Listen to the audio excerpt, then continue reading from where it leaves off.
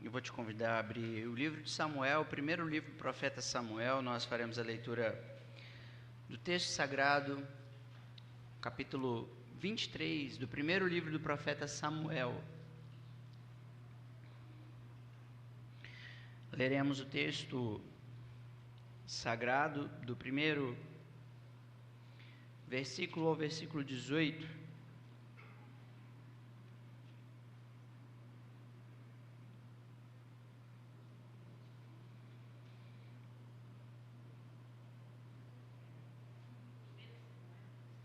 Primeiro livro do profeta Samuel, capítulo 23. Nós leremos aí do primeiro versículo ao versículo 18 do texto sagrado. E então pediremos ao Senhor que fale ao nosso coração, que nos dê instrução nessa manhã. Está escrito, palavra de Deus. Foi dito a Davi: Eis que os filisteus pelejam contra Keila e saqueiam as eiras. Consultou Davi ao Senhor, dizendo: Irei eu e... Abaixa só um pouquinho o meu microfone, por gentileza. Está querendo dar microfonia. Obrigado, Pedro. Consultou Davi ao Senhor, dizendo: Irei eu e ferirei estes filisteus? Respondeu o Senhor a Davi: Vai e ferirás os filisteus e livrarás Keila. Porém os homens de Davi lhe disseram: Temos medo aqui em Judá, quanto mais indo a Keila contra as tropas dos filisteus. Então Davi tornou a consultar o Senhor, e o Senhor lhe respondeu e disse: Dispõe-te, desce a Keila, porque te dou os filisteus nas tuas mãos. Partiu Davi com os seus homens a Keila, e pelejou contra os filisteus, e levou todo o gado, e fez grande morticínio entre eles. Assim Davi salvou os moradores de Keila. Sucedeu que, quando Abiatar, filho de Aimeleque, fugiu para Davi, a Keila, desceu com a estola sacerdotal na mão. Foi anunciado a Saul que Davi tinha ido a Keila. Disse Saul: Deus o entregou nas minhas mãos. Está encerrado, pois entrou numa cidade de portas e ferrolhos. Então Saul mandou chamar todo o povo à peleja, para que descessem a Keila e cercassem Davi e os seus homens. Sabedor, porém, Davi, de que Saul maquinava o mal contra ele, disse a Abiatar, sacerdote: Traze aqui a estola sacerdotal.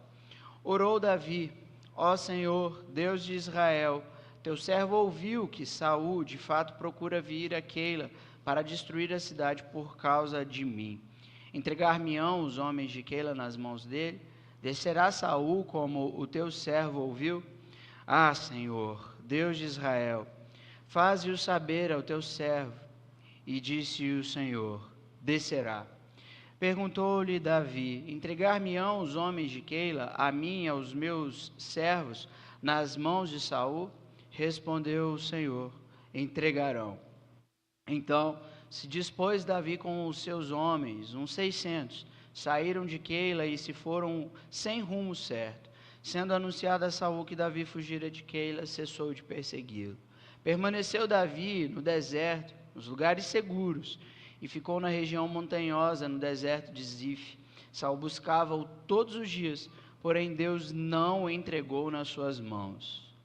Vendo, pois, Davi que Saul saíra e tirar-lhe a vida, deteve-se no deserto de Zif, em Horesa. Então se levantou Jonatas, filho de Saul, e foi para Davi, a Horesa, e lhe fortaleceu a confiança em Deus.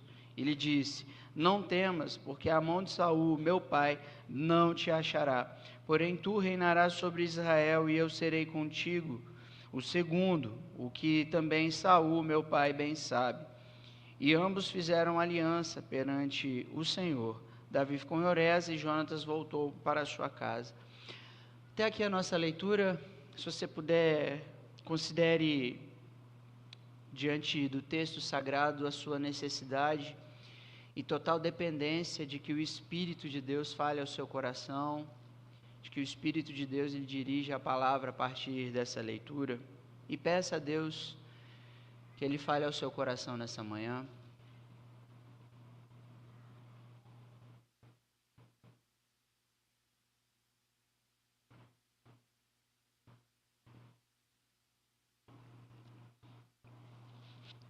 Senhor Deus, em nome de Jesus pedimos misericórdia, tenha compaixão de nós, da nossa fraqueza, da nossa incapacidade de conhecer as verdades do Senhor, as verdades espirituais, por causa do nosso pecado, e ajuda-nos também por causa do nosso orgulho, que muitas vezes nos impede de nos submeter a Ti. Por favor, Senhor, dirige-nos a palavra de maneira especial, fala ao nosso coração, permita-nos ouvir a Tua voz diante da leitura da Tua palavra, diante da exposição da Tua palavra ao nosso coração. Nós te pedimos isso nessa manhã, que o Senhor fale conosco, segundo a Tua misericórdia, em nome de Jesus. Amém. Bem, meus irmãos, esse é um texto que nos ensina a respeito de uma parte, apenas uma parte da história de Davi, história que nós, por muitas vezes, ouvimos em escola bíblica dominical, vimos em ilustrações, filmes, em muitas séries, agora tem até série da história de Davi, e essa aqui é uma pequena porção dessa história, dessa complexa história, dessa história real, história de vida, história como a minha e como a sua, que tem altos e baixos, dias de glória, dias de luta, dias de vitória, dias de dificuldades e de adversidades. Aqui a gente está fazendo a leitura de um texto que mostra um pouco disso para a gente. A gente tem o Davi em um momento em que ele toma ciência de que a cidade onde ele habitava junto dos seus familiares, ali havia acontecido algo ruim com aquela cidade, então ele se propõe, depois de consultar o Senhor, resgatar aquela cidade, e ele vai e ele tem êxito, mas logo em seguida a gente vê que Saul, homem quem perseguiu a vida de Davi por muitos anos, mais de uma década, agora se propõe a invadir aquele lugar e tirar a vida de Davi, que é o que ele pretendia fazer. Então a gente vê nessa pequena porção de texto aquilo que faz parte da vida da gente. Tem dia que a gente acorda para pelejar e sair vitorioso. Tem dia que a gente acorda com notícia batendo na porta de que a coisa vai ser difícil, vai ser dura. Foi assim o ano de 2025 e a gente sabe que ao longo de 2026 não dá para escapar disso, porque isso é a vida real. A vida real ela é assim, a gente tem altos e baixos, a gente tem dias de vitórias, de êxito, mas tem dias que as coisas não vão bem. A verdade é que Davi passou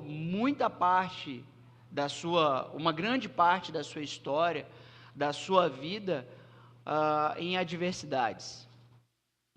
Por exemplo, do capítulo 18 ao capítulo 31 do primeiro livro de Samuel, a gente tem Davi sendo perseguido por Saul.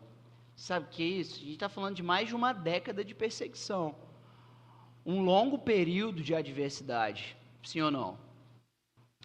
A gente tem Davi, dentro dessa grande parte do texto, do 18 ao 31, a gente tem Davi sofrendo perseguições, traições, perdas, terrível. Um longo período e muitas adversidades na história de um homem que a gente costuma contar a história dele a partir do seu êxito, a partir da sua vitória, a partir da vitória do gigante, e aí disse que você tem que ir lá e vencer o gigante, mas não é toda hora que a gente tem êxito, não é toda hora que a gente tem vitória. Muitos momentos da nossa vida são compostos por adversidades, por momentos difíceis, problemas financeiros. É terrível passar. Quem já passou pela peleja de uma vida financeira ali apertadinha sabe o que é, ou até às vezes transbordando em dívidas. Quem passou por problemas financeiros sabe o que é. Sabe o que é a angústia de ter que lidar com o mês que vem, pensando, será que eu terei? Será que vai ser assim ainda? Será que não vai ter folga? Será que não vai ter alívio? Quem lida com enfermidade, o diagnóstico da enfermidade, sabe o que é. O que é ter um diagnóstico de enfermidade? Que terrível é ter que passar por um momento de enfermidade. Quem lida com a traição sabe muito bem o que é ser traído, ter que lidar com essa mágoa, com esse sofrimento. Isso é sem dúvida uma adversidade. Isso acontece assim da noite por dia. Perdas materiais, perdas de entes. Às vezes a vida vem de alguns êxitos, a gente vem tendo vitórias e de repente a gente sofre com algumas perdas, sejam materiais ou de entes. Todos esses são períodos na vida de quem vive a vida, quem está vivo, um período de adversidade, um período confuso, um período difícil, de dor, de lamento. E agora, como é que a gente lida com isso? Como que a gente atravessa um período de adversidade da vida? Esse é o tema que a gente propõe para essa manhã. Como atravessar um período de adversidade da vida? Como nós podemos lidar com essa realidade dura que passou no ano de 2025 e que provavelmente em algum momento de 2026 a gente vai precisar lidar. Quem está vivo lida com adversidades, lida com problemas, e a gente vai precisar lidar com essas adversidades. Então, como lidar, como atravessar os períodos de adversidade da vida? Em primeiro lugar, a gente vai aprender com esse texto que uma maneira da gente atravessar a adversidade é assumindo a realidade, gente. A vida é de verdade. A vida é real. A vida é ao vivo.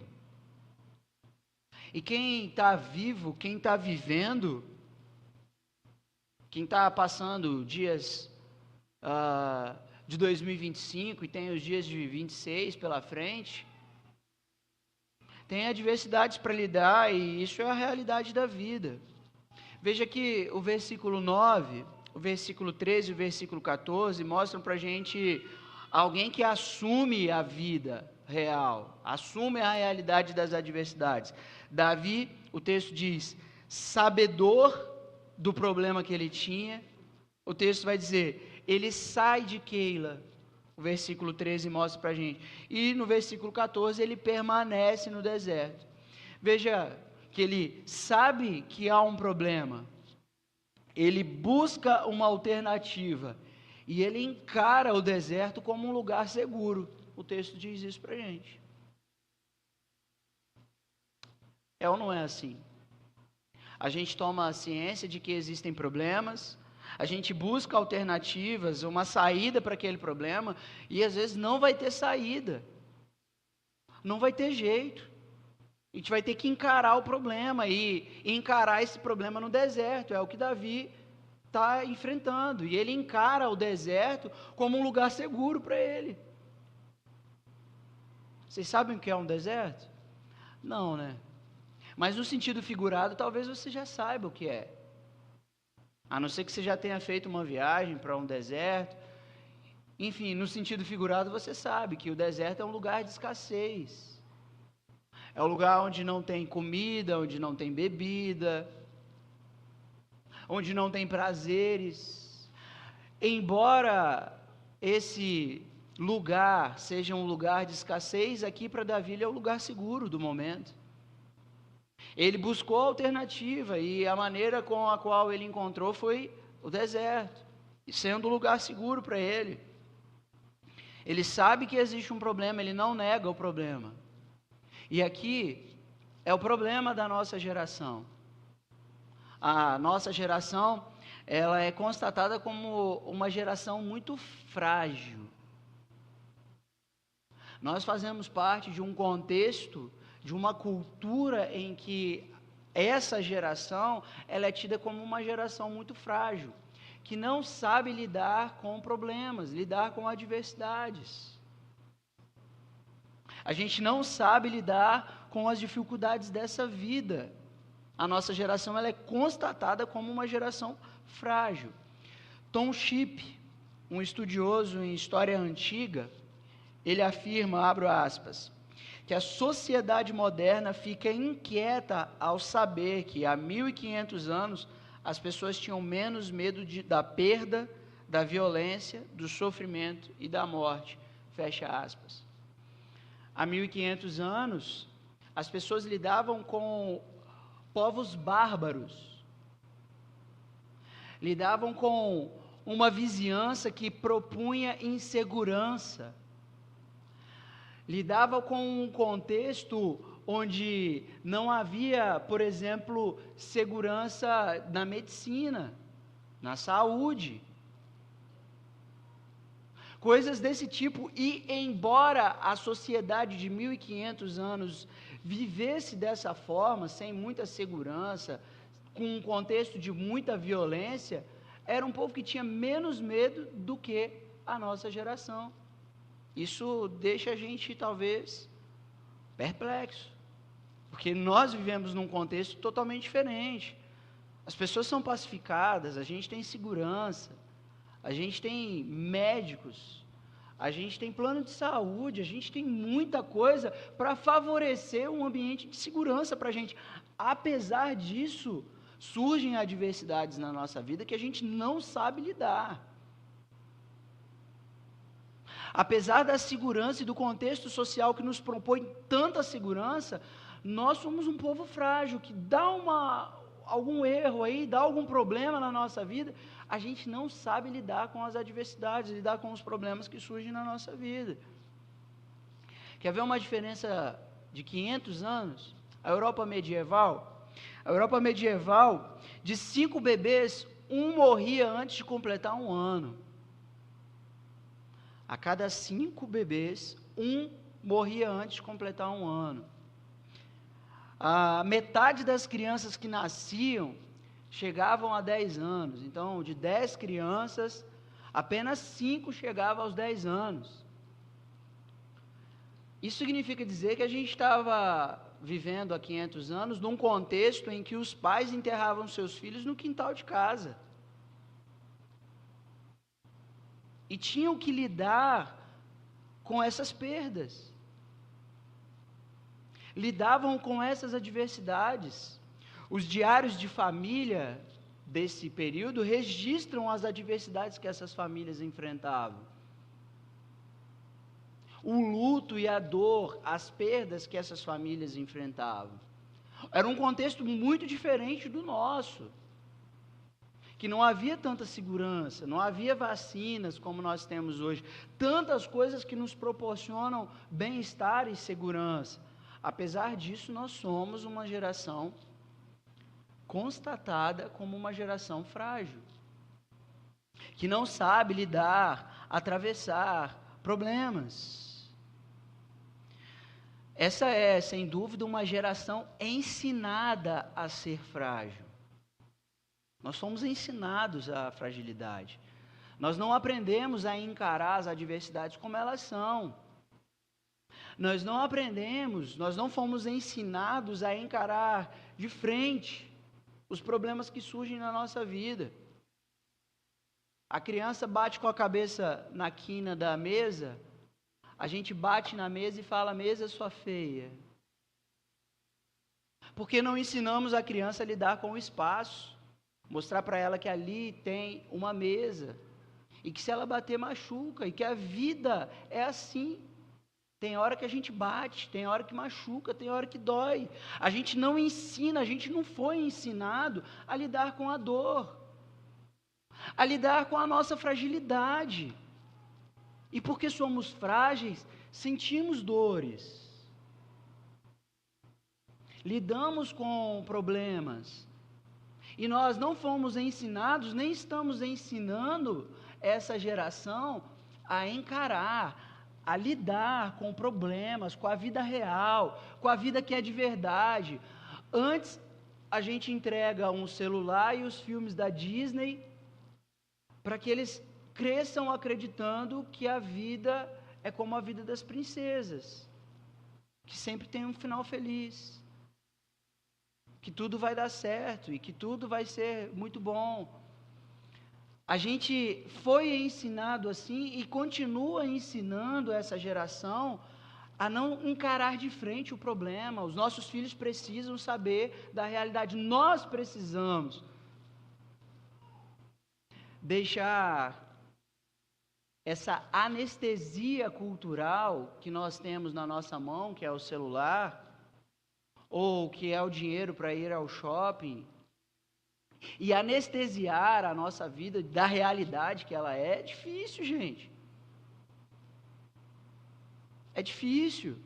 A gente precisa ser lembrado disso já no primeiro dia do ano, porque há alguns dias nós estávamos estourando fogos, champanhe e coisas mais, e dizendo feliz ano novo, mas a vida real a gente deve saber que a vida real tem dessas coisas, para que a gente não desanime, para que a gente encare, para que a gente saiba lidar com a vida como ela é. A gente precisa lembrar disso e estar consciente, porque há muito daquilo que hoje nós temos na nossa mão que está anestesiando a nossa vida. A gente procura anestésico para fazer de conta que não dói, para fazer de conta que a vida não é real. E a pergunta que a gente pode fazer aqui é: você está consciente hoje? Ou ainda está anestesiado da virada do ano? Com todo o brilho, o fulgor, com a virada do ano. Você está consciente de que a vida é real? De que a vida é de verdade? Você sabe que existe um problema hoje na sua vida? Há algum problema? Você buscou ou está buscando uma saída? A gente viu Davi, ele sabia que havia um problema e ele buscou uma saída. Você sabe que existe um problema, você está buscando uma saída? Talvez você já tenha buscado. Eu preciso olhar para o texto e tentar entender com você que permanecer no deserto pode ser o cuidado de Deus hoje com a sua vida. Que às vezes esses problemas eles se estendem. As dificuldades às vezes na nossa vida elas tomam um caminho maior do que a gente imagina, dias a mais do que a gente imagina. E é preciso lembrar que talvez permanecer no deserto pode ser o cuidado de Deus para este momento. Então confie em Deus. Confie que até mesmo no deserto, até mesmo nesse período de escassez, o Senhor está cuidando de você.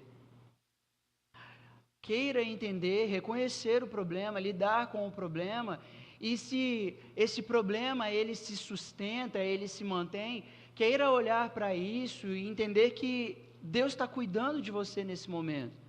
Nós fizemos a leitura de Isaías 43 no começo deste texto: quando passares pelo fogo, quando passares pelas águas, eu estarei contigo. Deus estava com Davi. Deus estava com Davi. O versículo 14 vai dizer: porém Deus não o entregou nas suas mãos. Apesar do deserto, apesar do problema, Deus não entregou Davi. Davi continuava sendo cuidado por Deus, porque o deserto era um lugar seguro para Davi naquele momento. E o deserto pode ser um lugar seguro para você hoje.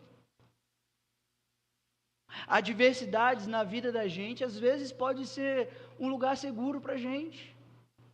Pode nos conduzir a lugar de segurança, onde nós estaremos seguros, não com base na nossa segurança, mas seguros porque Deus está cuidando de nós.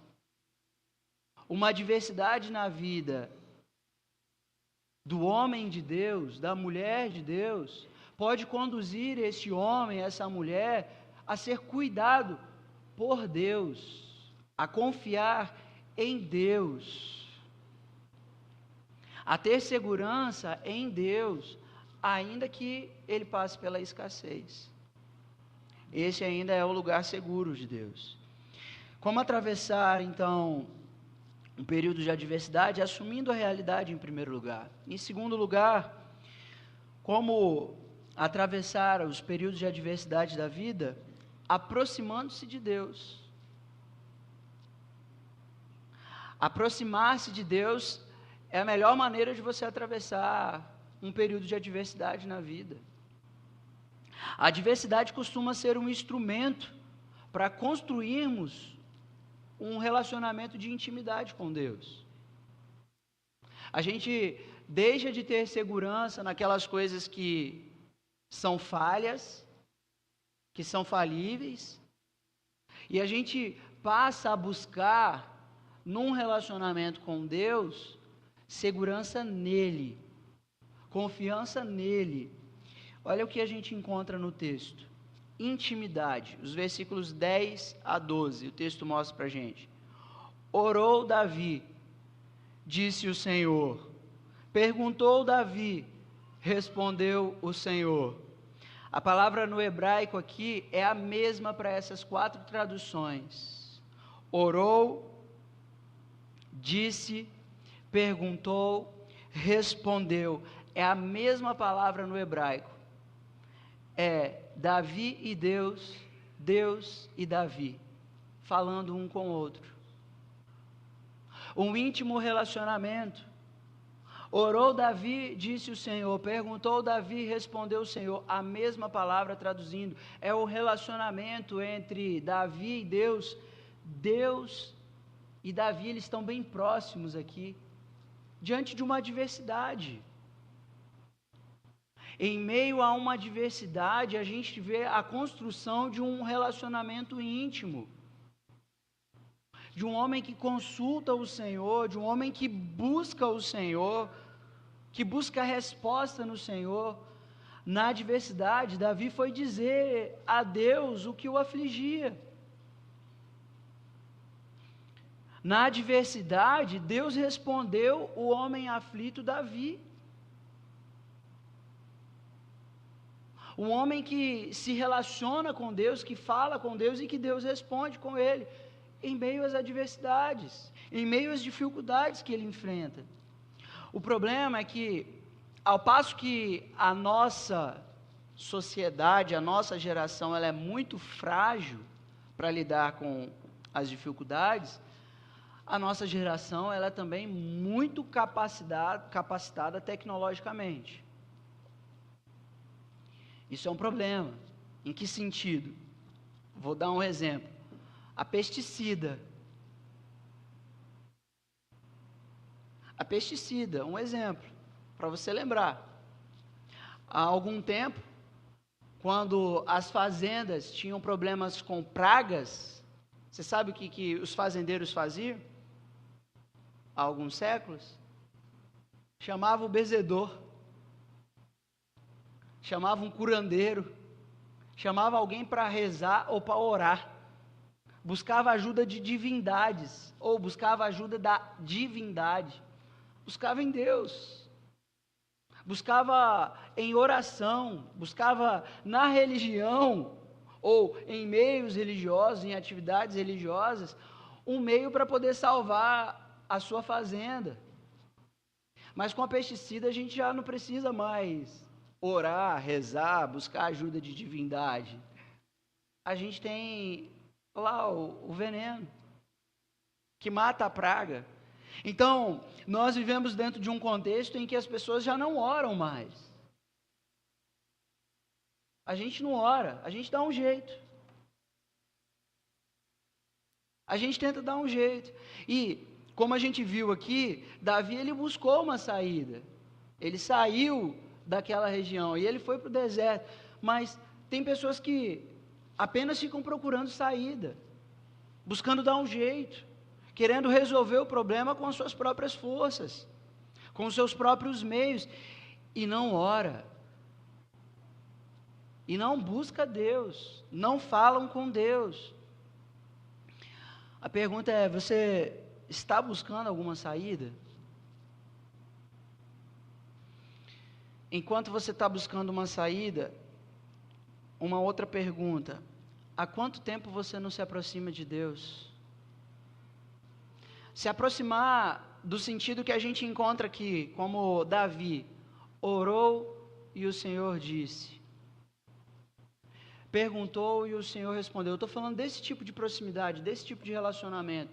Há quanto tempo você não se relaciona com Deus dessa forma, de você dizer a Deus o que te aflige, de você rasgar o seu coração na presença do Senhor e o Senhor te responder, falar ao seu coração? Há quanto tempo você não vive esse tipo de relacionamento com Deus? Talvez você ainda esteja só buscando alternativas, só buscando saída, sem ter esse momento de intimidade, sem ter esse momento de busca, de se colocar diante de Deus, de rasgar o seu coração na presença dEle e de ouvir Deus falar com você, responder a sua oração, como Davi, o homem que buscou o Senhor e soube entender que o lugar do deserto, o lugar da escassez, era um lugar seguro para ele, porque Deus ali estava livrando ele da mão de Saul. Olha só isso. Você consegue colocar-se diante de um Deus que tem esse tipo de sabedoria que vai além da nossa capacidade de compreender, capacidade de entender. Vale a pena você confiar na sabedoria de Deus, porque de uma adversidade que te conduz ao deserto, o Senhor está te livrando, é a sabedoria do Senhor. Confie na sabedoria do Senhor, vá descansado, vá confiando, vá falando com Deus, e se Deus está te respondendo, acalme-se, aquiete-se nele, saiba que Ele é Deus e que Ele está conduzindo todas as coisas, até mesmo no deserto.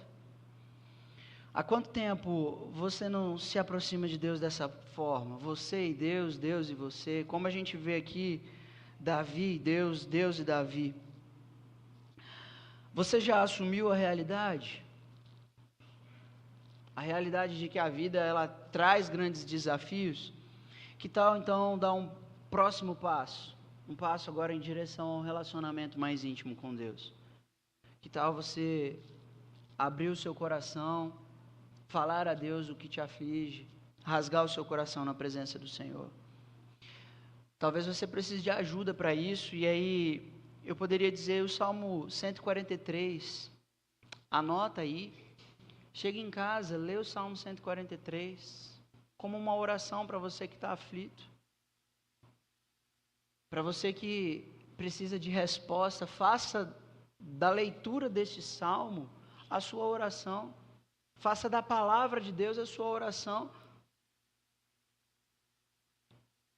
deixa com que a própria palavra de Deus se torne as suas palavras nesta oração, e ore ao Senhor o próprio Salmo. Talvez isso vai te ajudar a se abrir diante de Deus. Talvez você tenha dificuldade de se abrir, ter palavras para com Deus. Use o próprio Salmos, a leitura de um texto como esse pode te auxiliar nesse momento, em que o seu coração está aflito e que você precisa se colocar diante do Senhor. Em terceiro e último lugar, para atravessar um período de adversidade, além de assumir a realidade de se aproximar de Deus, em terceiro lugar, importa muito você contar com os outros. Em terceiro lugar, a gente aprende que para atravessar as adversidades, a gente deve contar uns com os outros. Não dá para viver sem contar com o outro. Não dá para viver sem a ajuda do outro. Durante a adversidade, nós precisamos receber ajuda. Na adversidade, a gente precisa ser cuidado pelo outro. Olha o que a gente encontra nos versículos 13, 15 a 16 desse texto. Versículo 13, o texto diz que Davi saiu com os seus homens, uns 600. Ele saiu com uma comunidade. Ele saiu com muita gente com ele. Ele não estava sozinho nisso, não.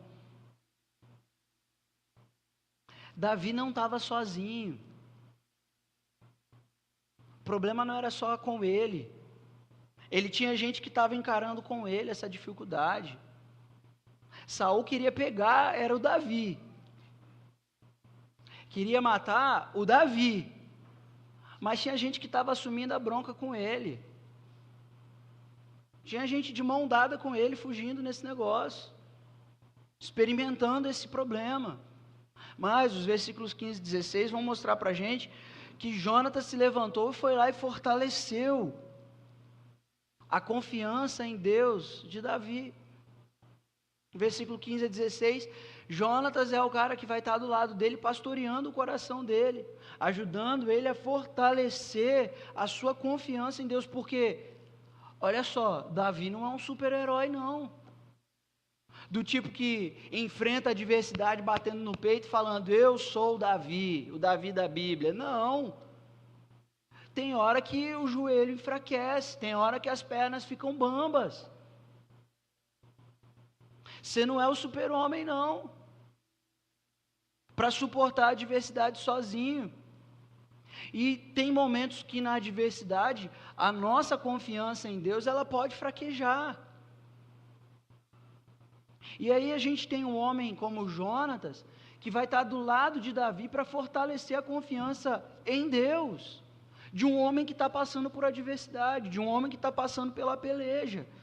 Davi não atravessou esse período sozinho, ele foi fortalecido e foi cuidado por outras pessoas.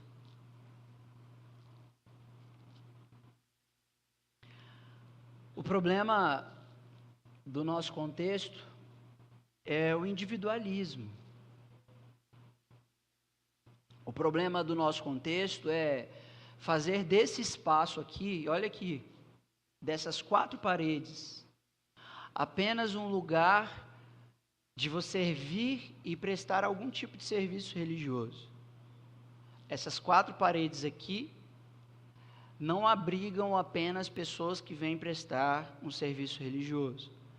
Esse lugar aqui é um lugar de comunidade, de um povo que vive junto.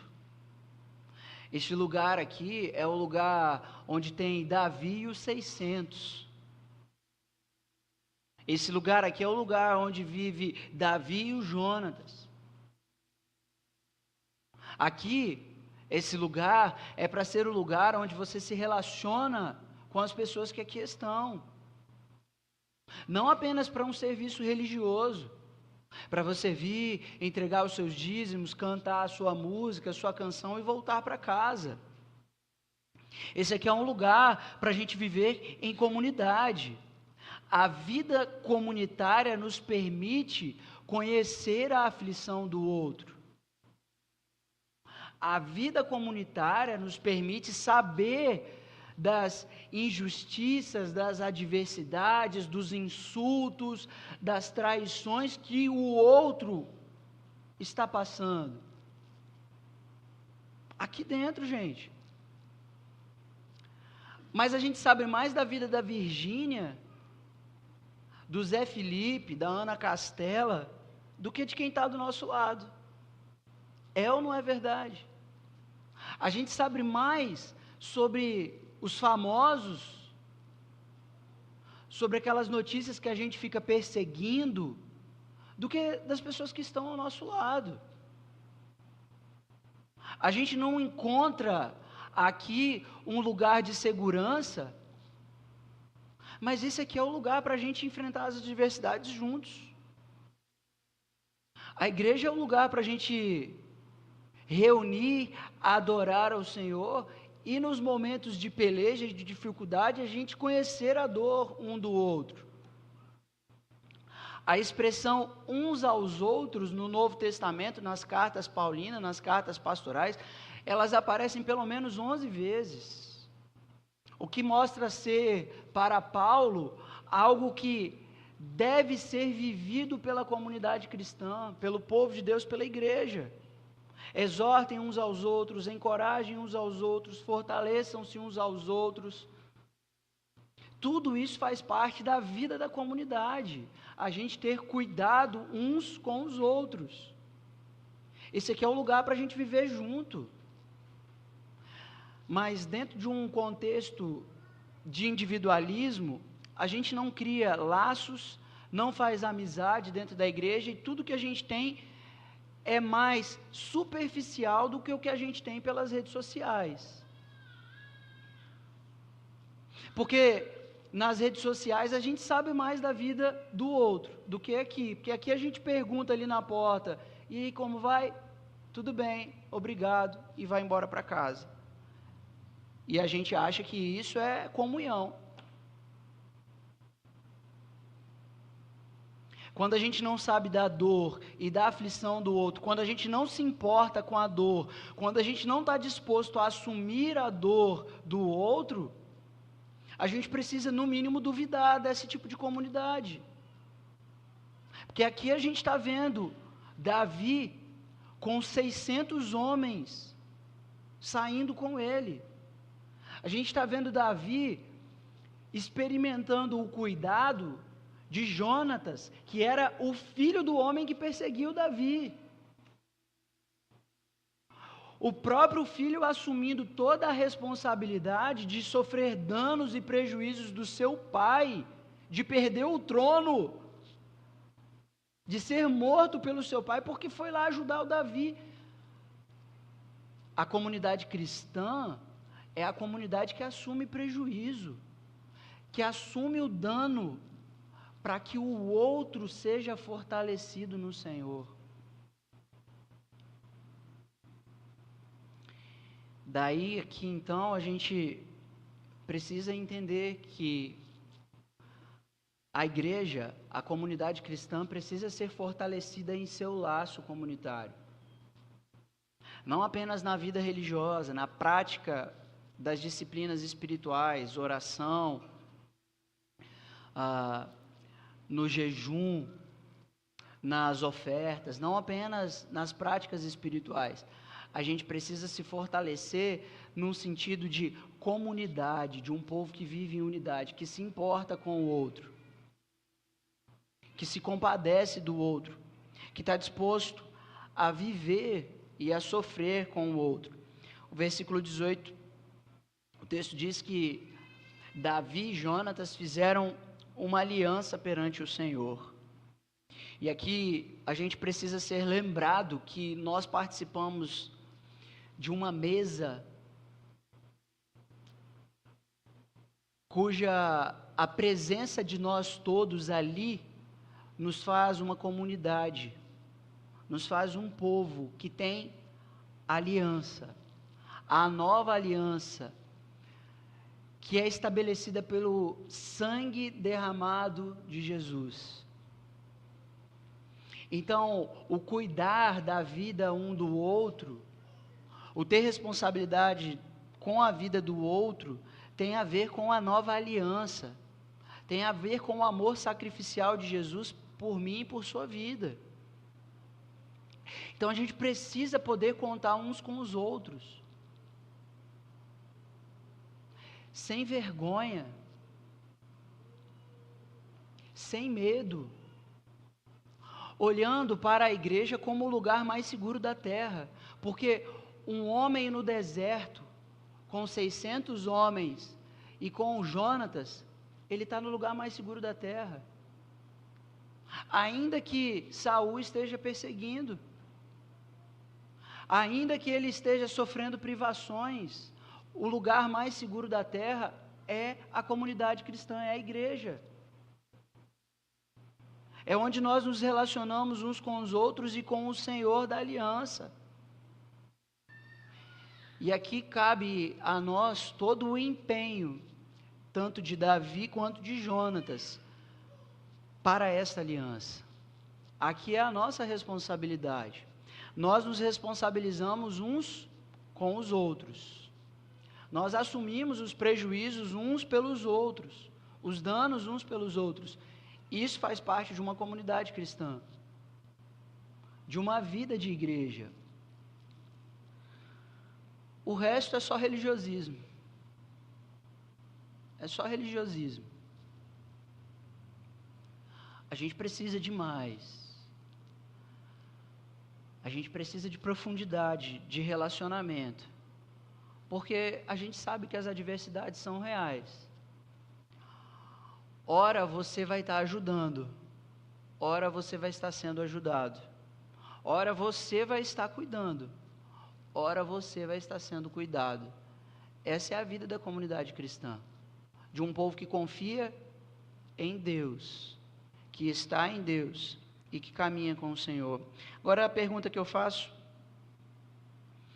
quanto tempo você tem dedicado à nova aliança?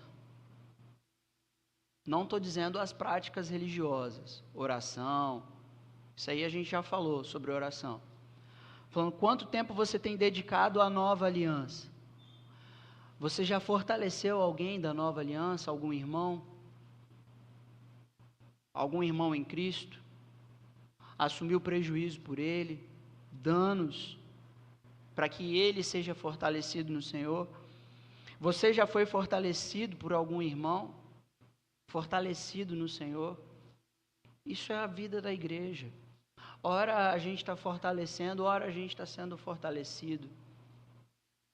E Deus é bendito enquanto essas coisas acontecem.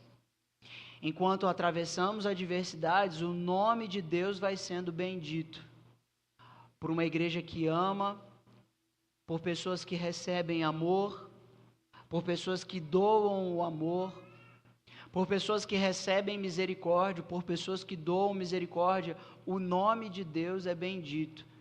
E as adversidades nunca, portanto, são em vão. Elas são para a glória de Deus também. São para que o nome do Senhor seja glorificado. Você já foi cuidado alguma vez? Eu já fui, gente. Eu já fui e já compartilhei isso aqui com vocês. Nos momentos mais difíceis da minha vida, eu me via amparado.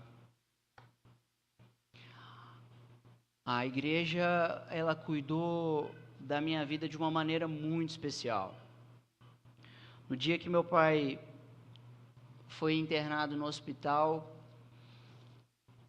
foi uma quinta-feira, ele foi internado, baleado na cabeça, a situação dele gravíssima. Isso foi na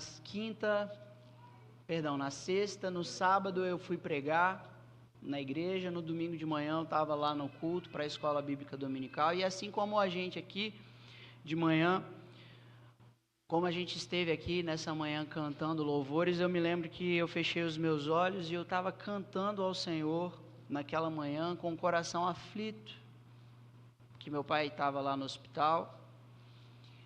E eu estava assim na frente, eu sempre procurei sentar na frente, nas primeiras cadeiras, como o pastor Jader sempre nos orienta aqui. Estava sentado bem à frente, com o coração aflito, com os olhos fechados e cantando ao Senhor, chorando na presença do Senhor. E aí eu me lembro que eu senti que existiam pessoas ali do meu lado. Eu percebi que tinha um calor, tinha algum tipo de movimentação. Quando eu abri os meus olhos, todo mundo da igreja, todos os irmãos saíram do banco, foram ali e me cercaram, com as mãos estendidas, orando por mim naquele momento. Quando eu abri os meus olhos e eu vi a igreja toda, era como Davi tendo 600 ao seu lado. Era como Davi tendo Jonatas ao seu lado, ajudando a fortalecer a força no Senhor, a confiança no Senhor. A igreja é esse lugar, meus irmãos. A igreja é o lugar que acolhe, que cuida dos que estão passando por adversidades. Eu já fui cuidado. Eu já precisei sair de casa também para fortalecer a confiança de alguém. Às vezes fora de hora. A gente rasga o mundo para poder fortalecer a fé. Te corta de um lado a outro para fortalecer a fé uns dos outros. Aqui não é um lugar para você, como ser individual, apenas prestar o seu culto. Que é um lugar para você, com outros, adorar a Deus, fortalecer uns aos outros, ser cuidado uns pelos outros, ser fortalecido uns pelos outros. Na igreja é o lugar para a gente atravessar a adversidade, junto dos irmãos. Quero te convidar a orar. Se você puder, coloque-se de pé.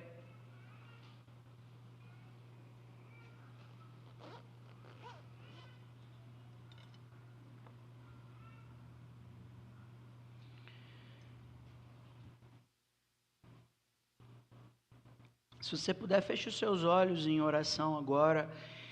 E se existe alguma adversidade, queira assumir essa realidade. Queira aproximar-se de Deus nesse momento. Queira também contar uns com os outros. De repente, hoje vai ser o dia que você vai abrir o seu coração para alguém e vai ser fortalecido por alguém. De repente, você conhece alguém que precisa hoje de ser fortalecido e você vai até a casa dessa pessoa, fazer uma visita e vai ajudar essa pessoa a ser fortalecida no Senhor.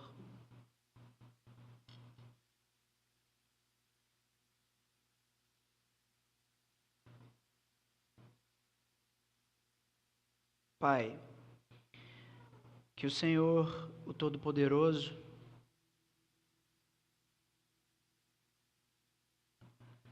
nos dê direcionamento nos dias da adversidade. Se o que for preciso fazer não estiver no nosso controle, Senhor, para sairmos das dificuldades que passamos, que o Senhor nos dê o direcionamento, ainda que seja o deserto, que o Espírito do Senhor nos faça ali repousar na Tua presença, que o Senhor nos permita desenvolver esse relacionamento íntimo com o Senhor. Ouve, Senhor, a nossa oração. Visita, Senhor Deus, o coração dos aflitos aqui nessa manhã.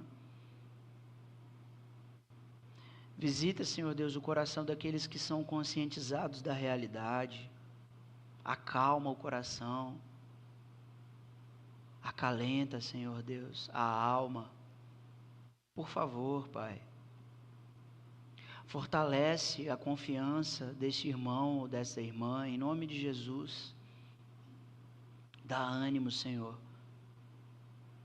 Mostra que o Senhor está presente enquanto ele está passando por este fogo, enquanto ele está passando pelas águas. Ajuda o Senhor a confiar. Mostra o teu amor, a tua bondade. O Senhor é Deus. Que o Senhor tenha misericórdia desse irmão, dessa irmã. Que o Senhor cuide da igreja, a fim de fazê-la presente na adversidade. Que o Senhor faça esse povo um povo que assume a responsabilidade pelo outro, que caminha com o outro pelo deserto, pelas aflições. Peço isso ao Senhor, Deus. Como aconteceu em Atos, registrados na Tua palavra, quando a igreja era uma só, na doutrina, no partir do pão, na comunhão, como resposta ao mover do Teu Espírito, ao derramamento do Teu Espírito. Derrama sobre nós, Deus, o Teu Espírito Santo. Fortalece, Senhor Deus, a Tua igreja a viver essa realidade. Enquanto ela passa pelas aflições, enquanto ela passa pelas adversidades, que ela seja animada. A palavra do Senhor Jesus foi de ânimo, que teríamos que ter bom ânimo, porque o Senhor venceu o mundo. Então reanima, Senhor Deus, o Teu povo, que passa pelas aflições, que passa pelas dificuldades. Eu te peço isso. Que o Senhor, que é o ajudador da igreja, o guarda da igreja, conduza o Teu povo com misericórdia e graça. Que o Senhor mova homens e mulheres como moveu aqueles 600, como moveu Jonatas, Que o Senhor mova a igreja como um grande povo a cuidar, a abençoar, a encorajar aqueles que estão aflitos. Te pedimos isso, Deus Pai. Que no poder do Teu Espírito a igreja do Senhor seja movida e direcionada ao longo de todo esse ano, até que o Senhor Jesus venha. Nós te pedimos isso, Deus Pai, no nome do Teu Filho amado, Senhor Jesus. Amém.